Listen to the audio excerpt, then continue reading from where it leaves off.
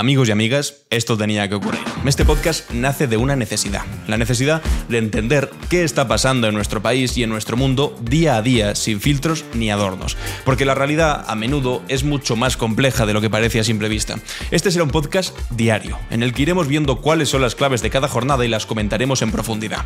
Viene un año cargado de actualidad política y novedades y mucho mambo, y no nos podemos dejar intoxicar por los que nos quieren encerrados en nosotros mismos y discutiendo sobre polémicas estériles. Este podcast es para ti, que te preocupas por lo que pasa a tu alrededor, para ti que quieres formar tu propia opinión, para ti que crees que el debate constructivo es posible y necesario. Así que, si estás listo para sumergirte en la actualidad con una mirada crítica, este es tu sitio. Bienvenidos y bienvenidas a Clave Barroso, todos los días en YouTube y en Spotify. Estás escuchando Clave Barroso, un podcast de Alan Barroso. Bueno, pues tenía muchas ganas de empezar este podcast, por fin, este proyecto. Voy a mantener todo lo que estamos haciendo en el canal de Alan Barroso Clips, en el que, como sabéis, y si no lo sabéis os lo digo, comentamos temas concretos o reaccionamos a vídeos concretos, pero aquí vamos a tener información diaria. Vamos a ver las noticias de cada día, vamos a comentarlas largo y tendido, como ya hacíamos en el otro canal, pero vamos a sistematizarlo. Vamos a verlo todos los días y si queréis saber cuáles son las claves del día, pues ya sabéis, podéis entrar aquí y estaré yo cada día comentándolas, porque de eso va el podcast. Ahora os voy a explicar más o menos cuál va a ser la estructura. Esto lo explico hoy, el resto de días entiendo que más o menos ya iremos cogiendo dinámica, tanto vosotros al escucharlo como yo al hacerlo, porque estoy yo también en pañales, todavía no había hecho nada de estas características, tan largo, tan profundo y sobre todo tan constante. Bueno, básicamente cada día vamos a tratar los temas del día, sean 2, 3, 4 temas, los temas básicos del día, para saber cuáles son las noticias que debemos conocer ese día. Veremos vídeos, leeremos los mejores artículos y los comentaremos en profundidad para tener todas las claves. Pero eso no es todo. A continuación tendremos la cápsula del tiempo, con la que viajaremos al pasado para entender mejor nuestro presente. Cada día recordaremos algunos episodios históricos que ocurrieron un día como hoy, pero hace unos cuantos años.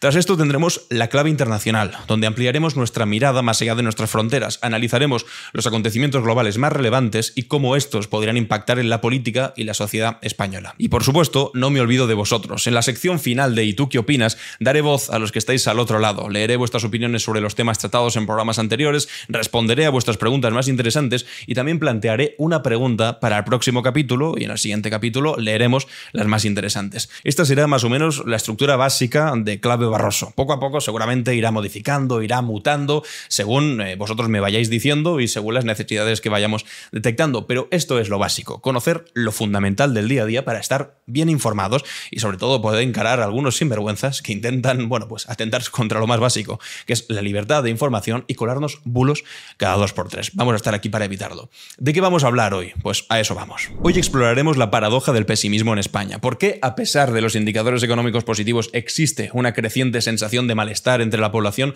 y cómo una oposición sin ideas lo está explotando a muerte? Después de eso, examinaremos también cómo el Partido Popular está adoptando cada vez más las banderas ideológicas de Vox.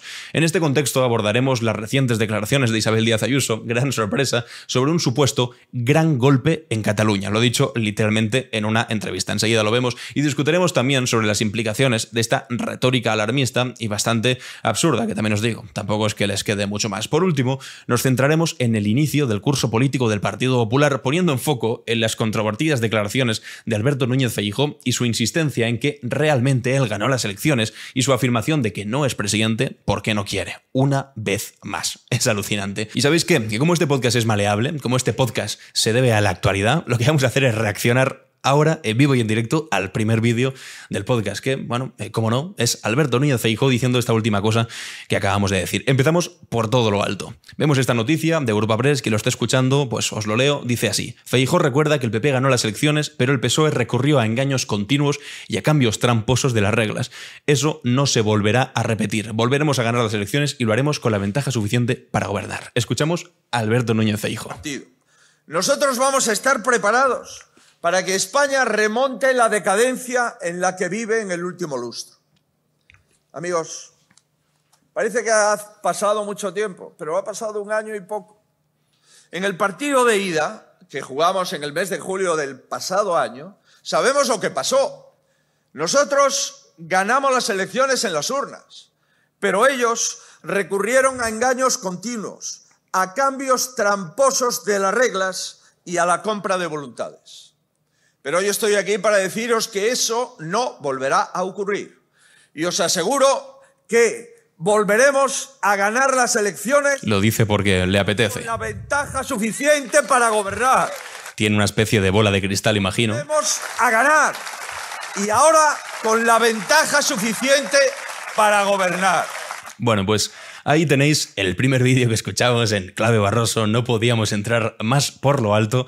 Es Feijóo diciendo pues lo de siempre, las cosas de Feijóo, que no es presidente porque no quiere, que realmente él ganó las elecciones. Bueno, pues la cantinela de siempre, ¿no? De la lista más votada y por supuesto afirmando, pues como os decía, con la contundencia del que posee una bola de cristal, que efectivamente él va a ganar las elecciones. También os digo, faltan 3 años para las próximas elecciones, 3 largos y dolorosos años. Dice, se nos ha hecho largo, hace un año de las elecciones del 23J y tanto que se os ha hecho largo.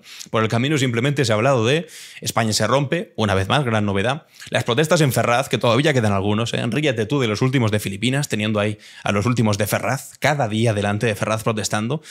En esa, bueno, pues eterna protesta en la que una vez más repetían España se rompe, y más allá de esas dos cosas, de gobierno ilegítimo y España se rompe, lo único que hemos visto y que hemos escuchado ha sido hablar de Begoña Gómez, poco más que eso. Bueno, pues ahora vuelve el señor Feijóo a recordar que ganó las elecciones de una manera un poco penosa y a repetir con este discurso que no va a ningún lado. De hecho, es muy similar y vamos a escucharlo también antes de directamente ir a un artículo en el que vamos a leer cómo ha empezado este curso político, porque estamos a día 2 de septiembre, esto empieza y empieza con mal pie. Iba a decir con pie izquierdo, no, con pie derecho y del peor. Vamos a escuchar lo que decía Feijóo hace apenas un mes en el que volvía a insistir en este mismo discurso, exactamente el mismo. Y me alegro mucho que en Europa el que gane gobierna.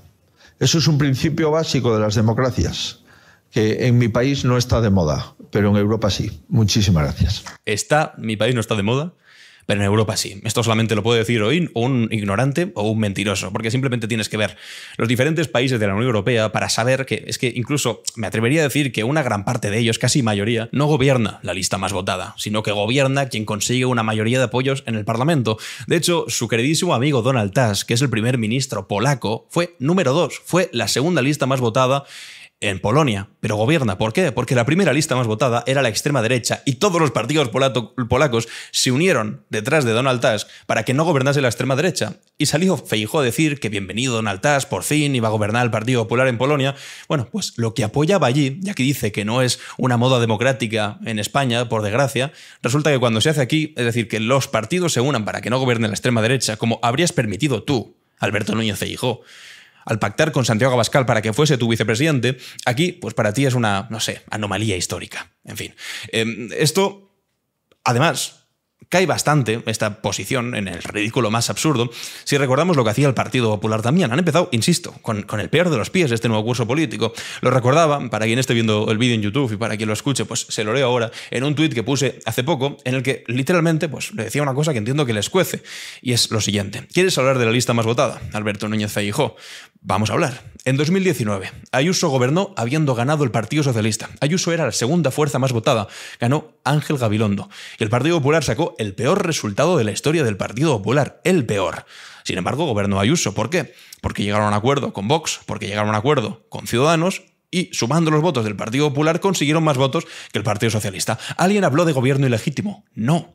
¿Por qué? Porque conocemos la Constitución española y sabemos cómo funciona una democracia parlamentaria, pero parece que el Partido Popular, oye, pues no tienen ni para calzar una mesa, una Constitución española. ¿Qué pasó?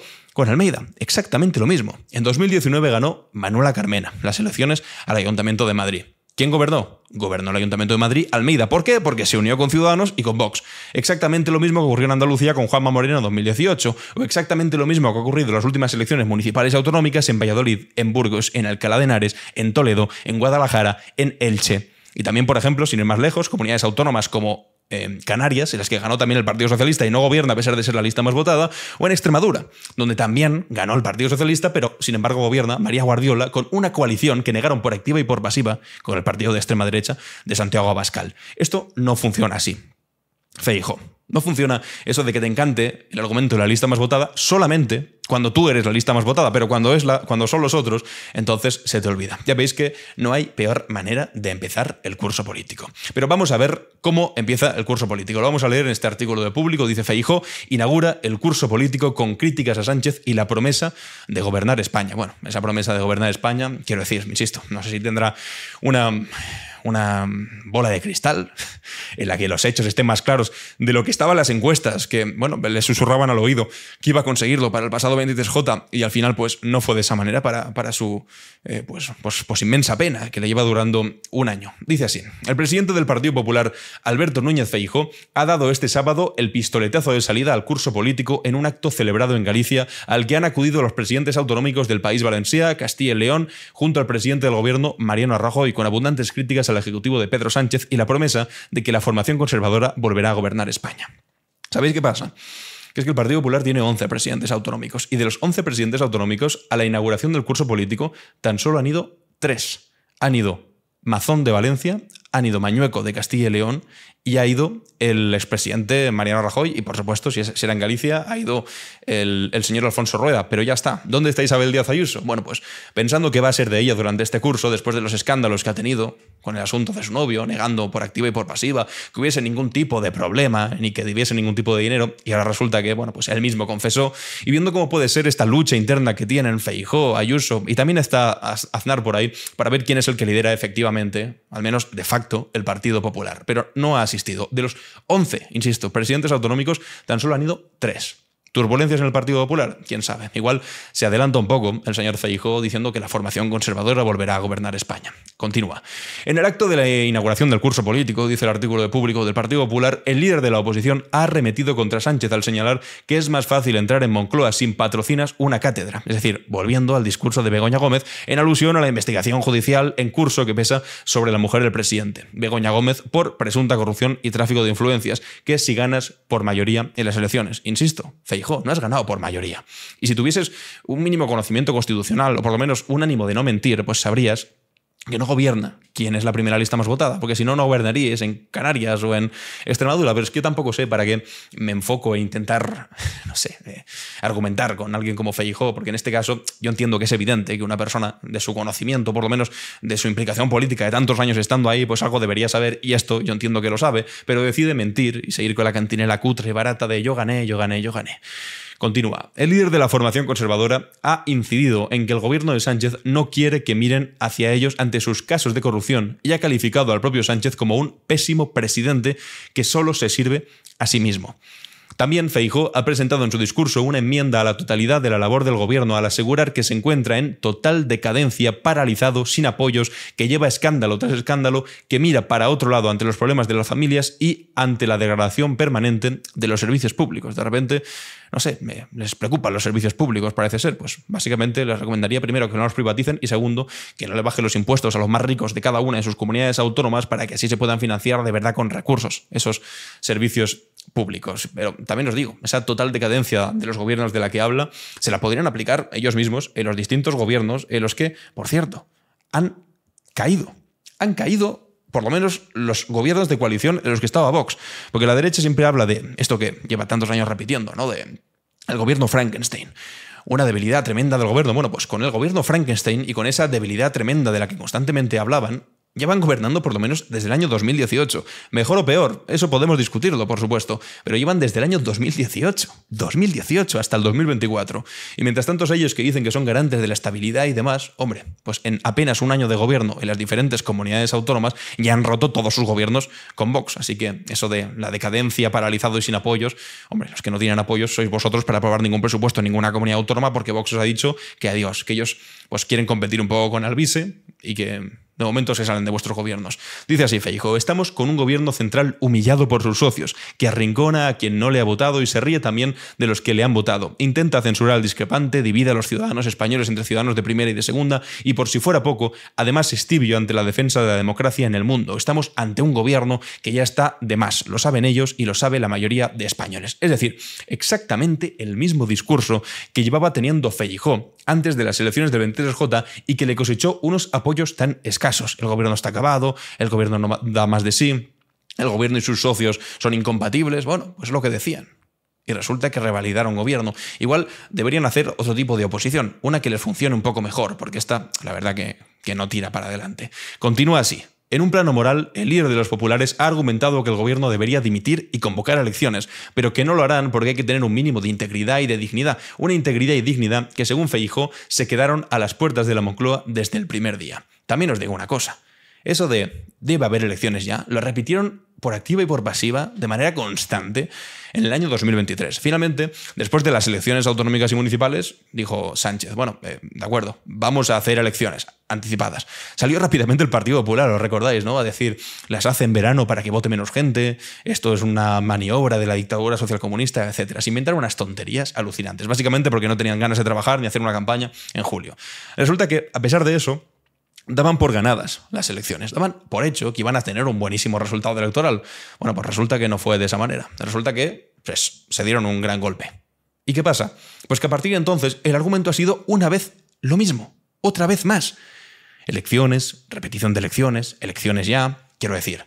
Eso te podía colar después de haber tenido un buen resultado electoral en las autonómicas y las municipales. Pero después de haber votado en unas elecciones generales, tú no me puedes pedir de nuevo que haya elecciones. ¿Hasta cuándo, Feijóo? Hasta que salga lo que a ti te gusta. No es serio, pero no es serio en absoluto. Mediante un símil futbolístico, el jefe del Partido Popular ha señalado que el Ejecutivo Socialista está jugando esos minutos de descuento hasta que los independentistas piten el final del partido. En tanto que ha recordado que el PP ganó las elecciones, bueno, lo mismo. También os digo, el final del partido de los independentistas solamente se podría pitar con una moción de censura. ¿Lo sabéis? Tendría que haber un acuerdo del Partido Popular con Vox, que ya sabéis que no hay problema, no tienen problemas de pactar con la extrema derecha, pero es que además habría que añadirle la variable de los votos de Puigdemont. Porque no hay mayoría absoluta del Partido Popular y Vox solo para hacer una moción de censura que sería la única forma de poder tumbar este gobierno. Pero claro, como no tiene mayoría absoluta, PP y Vox necesitarían los votos de Junts. ¿Ha habido contactos? Ha habido contactos. ¿Ha habido reuniones? Ha habido reuniones. Lo que habría sería una difícil justificación a aceptar los votos de aquel que tanto has denostado. Es decir, tú no puedes decir que Sánchez es un traidor por pactar con Puigdemont y después tú también pactar con Puigdemont para cargarte a Sánchez por haber pactado con Puigdemont. Suena ridículo, suena rocambolesco, suena a malabares, efectivamente, suena así, pero es la única opción que habría encima de la mesa. Y después esta cosa que dice que el 23 de julio se consiguió revalidar el gobierno porque se recurrió a engaños continuos y a cambios tramposos de las reglas, eso es ya la gota que colma el vaso. ¿Cómo que cambios tramposos de las reglas? ¿Podría concretar qué regla se ha cambiado? Porque, como decía antes, es la misma regla que a ellos les permitió gobernar en Madrid en 2019 sin haber ganado, a Almeida exactamente lo mismo, a Juanma Moreno, absolutamente a todos, en Canarias, en Extremadura. Pero ahora dicen cambios de reglas. No hay cambio de regla. Hay Constitución española, que parece ser que la desconoces completamente. Y un periodista debería preguntarle, me gustaría, en estas ruedas de prensa que da Feijóo diciendo este tipo de tonterías, ¿qué cambio de regla? O sea, usted no puede simplemente soltarlo y quedarse tan ancho. ¿Qué cambio de regla? En consecuencia, Feijóo se ha presentado como la alternativa al servicio de todos los españoles, cómo no. Y ha asegurado que desde su formación van a estar preparados para que España remonte la decadencia en la que vive el último lustro y que volverán a ganar las elecciones con ventaja suficiente para gobernar. En fin, la cantinela de siempre. Vamos al tema que os decía al principio. La España cabreada. Esto es un texto que ha escrito Monrosi para el diario.es, que creo que es bastante interesante y nos sirve para empezar este podcast también con fuerza, para ver la situación económica en la que estamos. Por cierto, situación económica que decía el Partido Popular que era malísima, que era la peor del mundo y que venía Feijóo a arreglar. Un político moderado, un político hecho para el momento, un político que iba a saber a llegar a pactos de Estado cuando tuviesen que llegar y que finalmente pues, no estuvo a la altura de absolutamente nada, ni siquiera para la renovación del Consejo General del Poder Judicial, que tardó más de 5 años en hacerlo. Más de 5 años de prórroga, más de 5 años de secuestro y finalmente lo acabó haciendo, no sé ni el enfado, gran enfado de Isabel Díaz Ayuso. Bueno, pero ¿qué pasa con la economía? Vamos al artículo. Dice así: la España cabreada, el éxito del pesimismo y la política del miedo frente a los logros económicos. La economía española lidera varios de los rankings de crecimiento de toda la Unión Europea, las cifras de homicidios están en su nivel más bajo en 2 décadas y Cataluña y Euskadi afrontan etapas de estabilidad política tras años de crisis territorial. Datos que difieren, sin embargo, de una sensación extendida. La gente es cada vez más pesimista. Y no es solo una sensación. Algunos de los principales estudios de población señalan que las expectativas de amplias capas de la sociedad pasan por estar peor dentro de 10 años. La mayoría atisba que la brecha de la desigualdad será mayor, que habrá más violencia y que incluso viviremos más solos. A simple vista podría parecer un éxito rotundo de la estrategia del miedo que se expande por muchos países del mundo, pero las razones son varias. Si se pone la mirada en España, un clima político irrespirable impone el retrato de un país siempre al borde del colapso, a punto de romperse, directo a la quiebra.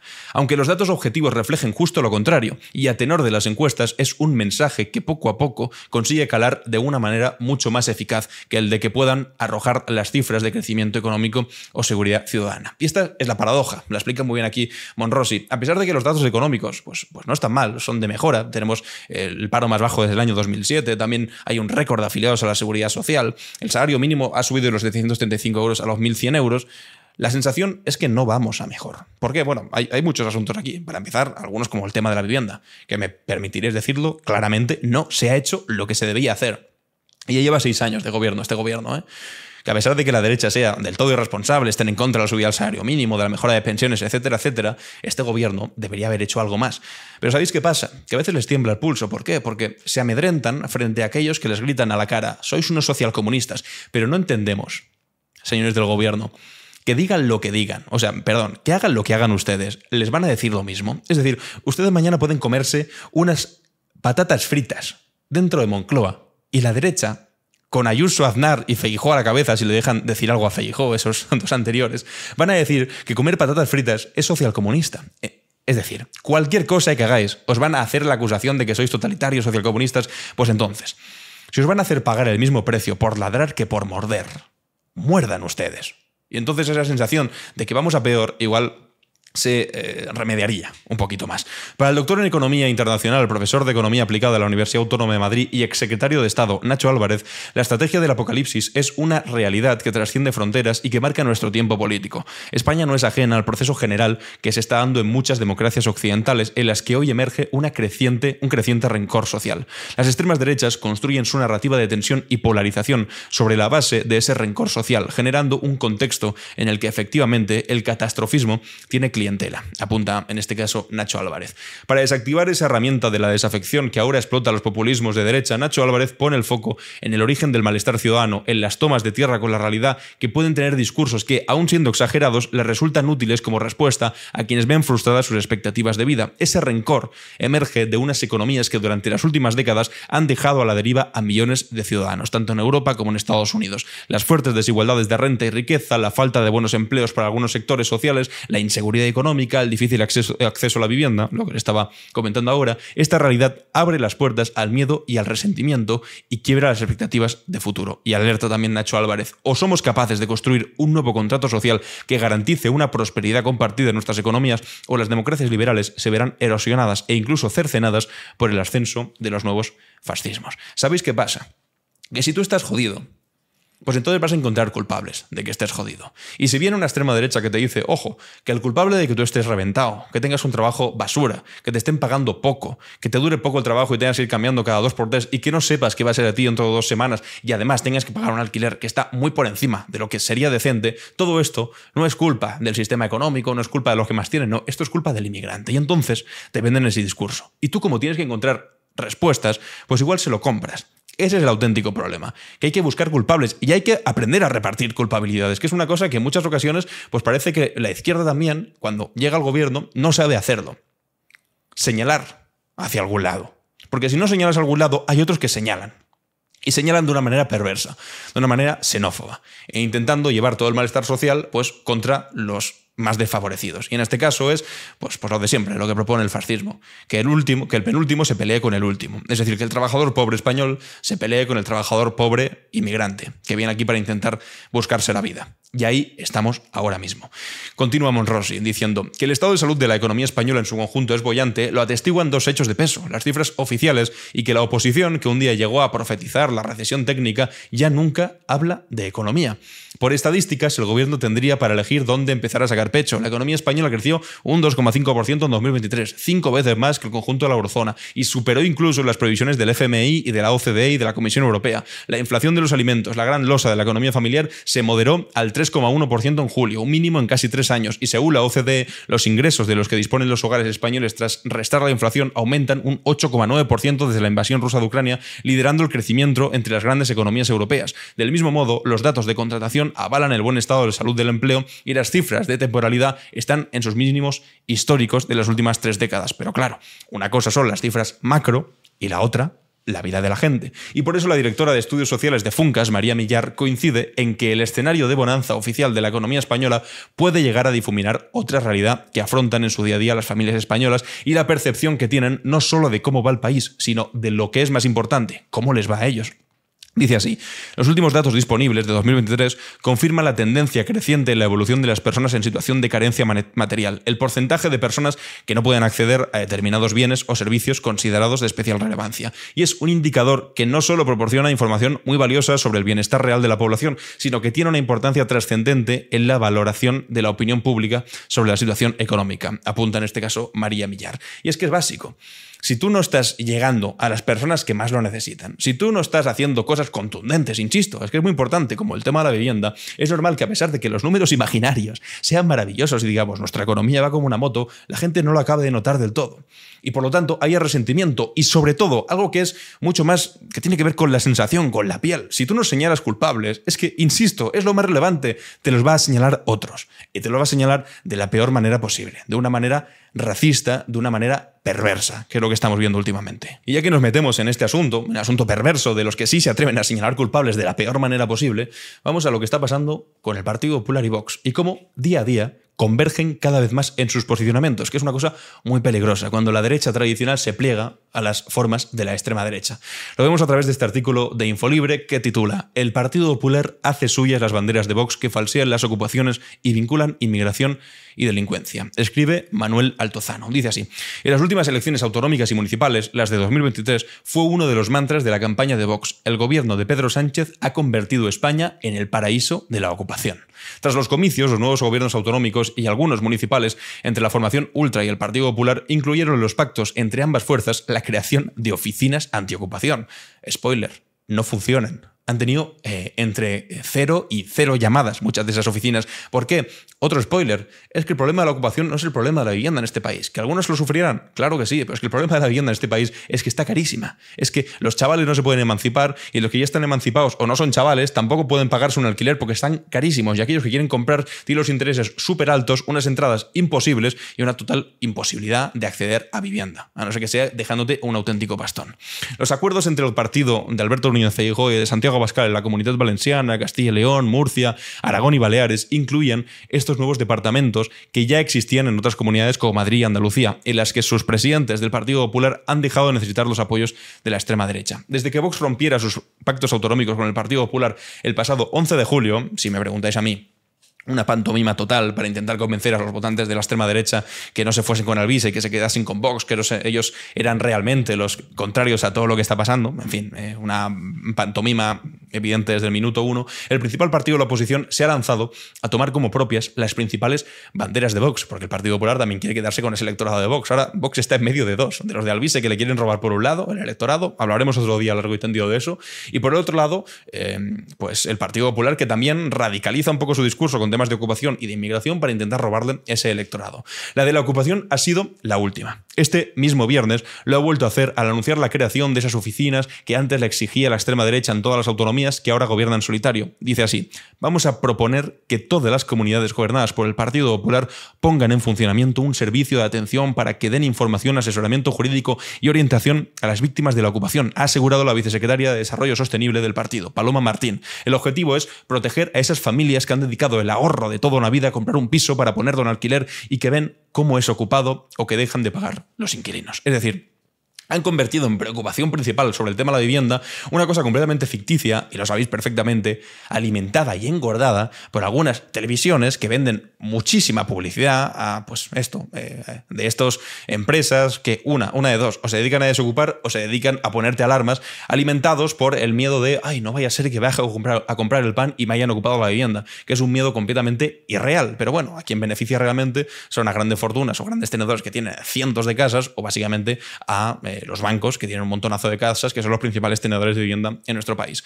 Ocupación e impagos de alquiler en el mismo paquete, como si fuera lo mismo, un delito tipificado en el Código Penal, el de usurpación o allanamiento de vivienda, que un problema derivado en la mayoría de ocasiones de una situación de precariedad del arrendatario. Como señala Daniel Bernabé en un reciente artículo publicado en Infolibre, en 2023 se produjeron en España, esto es una cifra, que hace temblar leerla. 26.659 desahucios, de los que 3 de cada 4 se debieron al impago de la renta. Es cierto que la cifra es un 30% inferior a la del año anterior, pero el descenso tiene que ver con las medidas contra la vulnerabilidad económica que puso en marcha el gobierno con la pandemia de COVID. Según un informe del Grupo de Estudios Críticos Urbanos, los propietarios doblan ampliamente a los inquilinos en ingresos. ¡Qué novedad! Mientras que los primeros perciben unos 56.000 euros al año, las rentas de los segundos se quedan en 20.000 euros. Pero la ocupación no es la única bandera de Vox que ha comprado el partido de Feijóo. También la inmigración, a la que no ha dudado en ligar con la delincuencia. El presidente del Partido Popular incluyó las tres en el mismo combo durante la campaña de las pasadas elecciones catalanas. Dijo así Feijóo: pido el voto para los que se dan cuenta de que Cataluña tiene los índices de criminalidad, de robos, de hurtos y de reincidencia más altos de España. Pido el voto a aquellos que están a favor de la inmigración legal, pero no admiten que la inmigración ilegal se quede en nuestras casas ocupando nuestros domicilios. Es decir, ligándolo directamente inmigración ilegal con ocupaciones, dijo. Semanas después, durante una reunión de la Junta Directiva Nacional del partido, confirmó que no había sido un desliz, que esa era su posición frente a los migrantes. Solidaridad, sí, dijo Feijóo, pero seguridad también. Para los que llegan, pero también para los que estamos. Subrayó ante los miembros de ese órgano y después añadió: los españoles tienen derecho a salir tranquilamente a la calle. Y se quedó tan ancho, como si existiese inmigración en la calle significa que los españoles no pueden salir tranquilamente a la calle. Es decir, comprándole al 100% el argumentario de extrema derecha al partido de Abascal. Y esto es exactamente lo mismo que ocurrió, es decir, que le comprasen el argumentario a Vox después de que Vox dijese que para evitar la inmigración, no hay argumento más torpe, lo que había que hacer era enviar a la Armada para atacar a los cayucos que venían con inmigrantes, a las costas españolas, a las costas canarias. Y entonces, a los pocos años, viene Miguel Tellado, hace bastante poco, y dice exactamente lo mismo, que hay que utilizar a la Armada. Pero ¿sabéis qué pasa? Que es que ese ridículo ya estaba superado. Y que había sido el propio jefe de la Armada, es decir, un militar de los de verdad, no de los que hablan tanto de militares y no los han visto ni en pintura, porque Santiago Abascal, por hacer, no hizo ni la mili. Amigos míos, un militar de los de verdad le dijo: es que eso no se puede hacer así. Y de hecho, si un barco militar, si un buque de guerra se encuentra con un cayuco lleno de inmigrantes, por obligación moral, dijo, ilegal, habría que ayudarles. O sea que destrozó completamente el argumento de la extrema derecha. Bueno, pues al tiempo sale el señor Miguel Tellado, portavoz del Partido Popular, y dice exactamente lo mismo que ya habían descartado que no se podía hacer con Vox. Y hace poco volvió a hablar de deportaciones masivas, aunque después salía Borja Semper y decía: el Partido Popular nunca habló de deportaciones masivas, cuando acabamos de escuchar literalmente al señor Miguel Tellado decir lo que dijo. En fin, esta es la realidad actual del Partido Popular. Esto es lo que tenemos encima de la mesa. Y esto es la derecha tradicional comprándole el discurso a la extrema derecha. En la parte de preguntas, al final del podcast, os lanzaré una pregunta que me gustaría que respondieseis y leeremos en el próximo capítulo. Y después de las noticias y el análisis del día, nos toca la cápsula del tiempo. ¿Qué es lo que ocurrió un día como hoy? La cápsula del tiempo. En Clave Barroso. Bueno, pues bienvenidos y bienvenidas a la cápsula del tiempo, donde vamos a viajar en el pasado a un día como hoy, pero hace unos cuantos años, para entender qué es lo que pasó y entender sobre todo el presente. Hoy es día 2 de septiembre y recordamos algunos eventos que cambiaron el curso de la historia y cuyas ondas aún resuenan en nuestro mundo. Corría el año 1945, el mundo acababa de presenciar el horror de las bombas atómicas en Hiroshima y Nagasaki, y hoy, un día como hoy, hace exactamente 79 años, Japón firmaba su rendición oficial a bordo del acorazado USS Missouri, marcando el final de la Segunda Guerra Mundial. Este acto no solo puso fin al conflicto más sangriento de la historia, sino que también marcó el inicio de una nueva era, la era atómica. Desde entonces la humanidad ha vivido bajo la sombra de una posible aniquilación nuclear. Pero realmente, ¿qué hemos aprendido en estas casi 8 décadas que nos separan de aquella fecha? Por un lado, el movimiento antinuclear ha crecido, logrando avances como el Tratado sobre Prohibición de las Armas Nucleares de 2017, pero por otro, seguimos viendo cómo las potencias nucleares utilizan su arsenal como herramienta de intimidación. La reciente invasión rusa de Ucrania nos recuerda que la amenaza nuclear sigue muy pero que muy presente. Pero no todos son sombras en nuestra historia, porque el mismo día en el que terminaba, exactamente el que terminaba oficialmente la Segunda Guerra Mundial, a miles de kilómetros en Vietnam se encendía la llama de la autodeterminación. El 2 de septiembre de 1945, Ho Chi Minh declaraba la independencia de Vietnam, estableciendo la República Democrática de Vietnam. Las palabras de Ho Chi Minh resonaron con fuerza. Dijo: todos los hombres nacen iguales. El Creador nos ha dado ciertos derechos inalienables. Entre estos están la vida, la libertad y la búsqueda de la felicidad. Curiosamente, estas palabras no eran suyas, sino un eco, esto es interesante, de la Declaración de Independencia de Estados Unidos, que de alguna manera emulaba el señor Ho Chi Minh. Sin embargo, la lucha por la independencia real de Vietnam estaba lejos de terminar, porque 30 años de conflicto siguieron, incluyendo la brutal guerra que tuvieron contra Estados Unidos. Hoy, casi 80 años después de aquel momento, Vietnam ya es un país unificado, pero las cicatrices de aquella guerra todavía persisten. Este aniversario nos invita a reflexionar sobre el colonialismo y sus consecuencias. Mientras celebramos la autodeterminación de los pueblos, no podemos ignorar cómo las potencias globales siguen ejerciendo su influencia económica y política sobre las naciones en desarrollo. La lucha contra el neocolonialismo continúa en nuevas formas. Saltemos ahora 70 años en el tiempo, al 2 de septiembre, pero de 2015.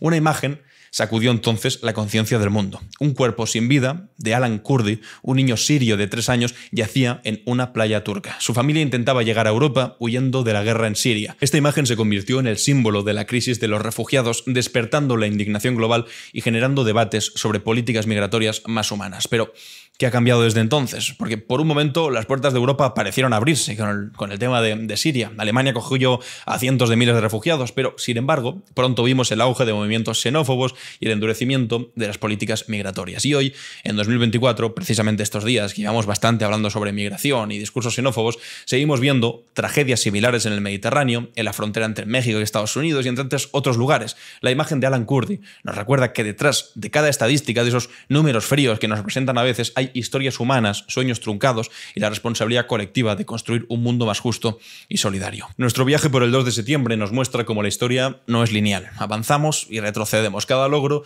trae nuevos desafíos. La rendición de Japón trajo paz, pero también la amenaza nuclear y una masacre injustificable. La independencia de Vietnam marcó el fin del colonialismo tradicional, pero no de la explotación económica y por supuesto tampoco de la guerra. La crisis de refugiados nos mostró lo mejor, pero al mismo tiempo también lo peor de la humanidad, que todavía lo estamos arrastrando. Pero no perdamos la esperanza, porque cada uno de estos eventos también nos muestra el poder de la acción colectiva, de la solidaridad internacional y de la resistencia frente a la injusticia. Hasta aquí la cápsula del tiempo y ahora vamos con la clave internacional. ¿Qué pasa en el mundo? La clave internacional. Bien, pues ayer domingo hubo elecciones regionales en Alemania, elecciones a los diferentes estados que componen la Federación Alemana, y resulta que la ultraderecha, lo estamos leyendo en el diario.es, la ultraderecha alemana gana las elecciones en Turingia y queda segunda en Sajonia, según los sondeos a pie de urna. La situación ahora mismo en Alemania es bastante complicada. Incluso hemos llegado a escuchar al primer ministro Olaf Scholz, que es del Partido Socialista, hablar de deportaciones masivas, de alguna manera comprándole el discurso a la extrema derecha. Resulta que, pues de esa manera, es decir, comprándole el marco del debate a la extrema derecha, los resultados para ti no son mejores. Si no, pues ya podéis ver los malos resultados que ha tenido el Partido Socialista, lo vamos a ver enseguida, y los buenísimos resultados que ha tenido la ultraderecha si le compras el marco como ha ocurrido. Vamos a leerlo. El partido Ultra Alternativa para Alemania ha ganado las elecciones en el estado de Turingia y se ha hecho con el segundo lugar en Sajonia, por detrás de los democristianos de la CDU. Según los sondeos a pie de urna publicados tras el cierre de los colegios electorales, es la primera vez que la ultraderecha gana unos comicios en el país desde el fin de la Segunda Guerra Mundial. En Turingia, Alternativa por Alemania obtuvo el 30,5% de los votos, seguida de la CDU, de la derecha alemana, con el 24%. La Liga, con el 16%, la Izquierda, con el 12%, y el Partido Socialdemócrata, es decir, el partido del primer ministro, con el 12%, del canciller. Se trata de la primera vez que la Alternativa por Alemania, que es el partido más votado en un estado federado, aunque sus posibilidades de formar gobierno son remotas debido al cordón sanitario tendido en torno al partido. Es decir, que allí sí funciona el cordón sanitario. Ahí de verdad la extrema derecha pues queda apartada, incluso también por la derecha tradicional, por la derecha, en aquel caso, de Angela Merkel, bueno, del partido del que fue Angela Merkel. Una cosa que aquí parece, pues bueno, prácticamente un animal mitológico, lo del cordón sanitario, quiero decir, porque pactan con la extrema derecha sin ton ni son, a las bravas en nuestro país. Tras conocerse los primeros resultados de los sondeos en Turingia, el partido lo ha celebrado en sus redes sociales dando las gracias a los votantes. Curiosamente, el triunfo de Alternativa por Alemania se da justo en la misma región donde los nazis tuvieron por primera vez participación en un gobierno regional en 1930. Son ecos del pasado que dan bastante miedo. Las posibilidades de formar gobierno de Alternativa por Alemania, sin embargo, son remotas, a menos que algún partido rompa el cordón sanitario que se ha impuesto y que, aunque sea resquebrajado en ocasiones en votaciones puntuales, es poco probable que lleve a la elección del líder ultraderechista Jock En Sajonia, la CDU obtiene el 31%, Alternativa por Alemania se queda en un 1% por debajo, en el 30%, y el resto de partidos en un 12, un 8,5% y los verdes un 5,5%. El SPD, el Partido Socialista, tan solo un 8,5%. Es muy peligroso para los socialistas, el mal resultado que han obtenido, e insisto, les debería ilustrar, les debería llamar la atención que comprarle el discurso a la extrema derecha no les hace tener mejor resultado, sino que simplemente da más fuerza a la extrema derecha. Ultraderechista con vínculos neonazis. El líder de Alternativa por Alemania en el estado regional de Turingia, Björn Höcke, ha sido calificado como el ultraderechista más conocido del país centroeuropeo y su celebridad se la ha ganado a pulso, con provocaciones calculadas y con una estrategia que ha llevado a la totalidad de la agrupación a posturas cada vez más extremas. El hombre, a quien se le ha retirado la inmunidad parlamentaria en 7 ocasiones, tiene discursos que rozan el revisionismo histórico, evita foros en los que tenga que verse cara a cara con personas de la oposición que le puedan llevar la contraria. En 2008, Höcke se mudó con su familia a Turingia, donde entró en contacto con el dirigente del Partido Demócrata Alemán, el reconocido neonazi Thorsten Hayes, aunque él ha asegurado que después de su relación con Hayes fue superficial porque sus hijos iban al mismo colegio, seguro. Sin embargo, la Oficina Federal para la Protección de la Constitución está convencida de que Höcke escribió para publicaciones dirigidas por Hayes bajo el seudónimo de Landolf Ladick, es decir, que estaba auténticamente ligado a ese tipo de movimientos neonazis que ahora intentan, pues con un cierto lavado de cara, decir que son una cosa distinta cuando realmente son lo de siempre. La diferencia entre Alemania y España, pues seguramente eso, que será difícil que gobierne la extrema derecha en Alemania, a no ser que, como ya ha hecho el Partido Socialista comprándole ese marco de debate, la derecha haga como en España y les permita gobernar, cosa que por el momento y por fortuna parece que está lejos. Pero de todas formas es un llamamiento muy preocupante el que un partido de extrema derecha de la importancia de Alternativa por Alemania, que no son unos cualquieras, que no son en absoluto unos cualquieras, haya conseguido los resultados tan buenos que ha conseguido, por encima del 30% en Alemania. En los próximos días seguiremos actualizando esta información. Como digo, simplemente de momento tenemos los resultados a pie de urna y no podemos decir mucho más. Y después de esto vamos a las preguntas y respuestas. ¿Tú qué opinas? ¿Y tú? ¿Qué opinas? En Clave Barroso. Y como este es el primer capítulo y todavía no tenemos ni preguntas ni respuestas, vamos a ir directamente a la pregunta que os quiero plantear para el próximo día. Me gustaría que la escribieseis en los comentarios y cogeré las que más me llamen la atención y las comentaremos aquí en el próximo capítulo. Mi pregunta es, ¿cómo creéis que afecta a la calidad de la política española y del debate político público que tenemos en España que el Partido Popular, es decir, que la derecha tradicional, que supuestamente es un partido de Estado que puede llegar a pactos de Estado o que mínimamente era moderada, en principio, esté asumiendo gran parte del ideario de Vox, en temas como la migración, en temas como la ocupación, incluso en discursos que dan un poco de miedo respecto a la violencia machista o cuestiones como lo LGTBI, incluso aceptando que en diferentes ayuntamientos y comunidades autónomas se retiren las banderas LGTBI porque, no sé, les deben producir urticaria, o incluso sean capaces de prohibir películas en las que dos personas, incluso dibujos animados del mismo sexo, se den un beso y les parece eso adoctrinamiento y barbaridades de este tipo. ¿Estáis de acuerdo con esta estrategia? Sobre todo pensando en el Partido Popular. ¿Va a ser buena para el Partido Popular? ¿Van a conseguir incorporar los votos de Vox asumiendo su discurso? ¿O lo único que van a conseguir es, como estábamos comentando ahora en Alemania, esa parte de los votantes más radicalizados en absoluto se los quede el Partido Popular, sino que aumenten los de Vox? Os leo en los comentarios para ver qué es lo que opináis y en el próximo capítulo del podcast, mañana comentamos las respuestas. Bueno, y hasta aquí ha llegado el primer capítulo de Clave Barroso. Os espero también en los comentarios para que me expliquéis, ahora más allá de la pregunta que os acabo de plantear, si os ha gustado, qué partes os han parecido más interesantes, dónde podemos mejorar un poco. Os leo con mucha atención porque al final esto está para que vosotros os enteréis de las noticias del día, de los debates más importantes, en lo internacional, también en el recuerdo de lo que ocurrió, si os está gustando, y poco a poco lo vamos a ir construyendo entre todos, porque esto es un trabajo colectivo al fin y al cabo. Yo le pongo voz, pero lo hago para vosotros y os escucho atentamente para siempre mejorar. Ha sido un auténtico placer. Nos vemos en el siguiente capítulo.